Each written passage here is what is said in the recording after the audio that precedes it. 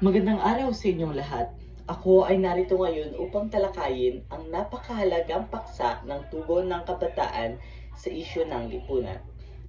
Sa paglipas ng panahon, mas lalong nagiging mahalaga ang papel ng kabataan sa pagtugon sa mga isyong panlipunan.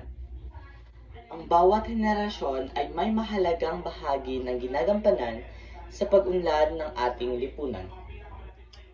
Bilang mga kabataan, dapat nating itaguyod ang kahalagahan ng kaalaman at pag-unlad ng teknolohiya. Ang masusing edukasyon ay susi sa pag-angat ng antas ng pamumuhay at pagkakaroon ng mas malawak na pang-unawa sa mga isyu.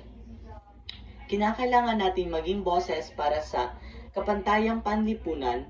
Ito ay panahon na ipaglaban natin ang karapatan ng bawat isa, anuman ang kulay, kasarian o reliyon. Sa pagiging maligaya at payapa ng bawat isa, magkakaroon tayo ng mas matibay na lipunan. Higit pa, mahalaga ring maging responsable sa paggamit ng teknolohiya.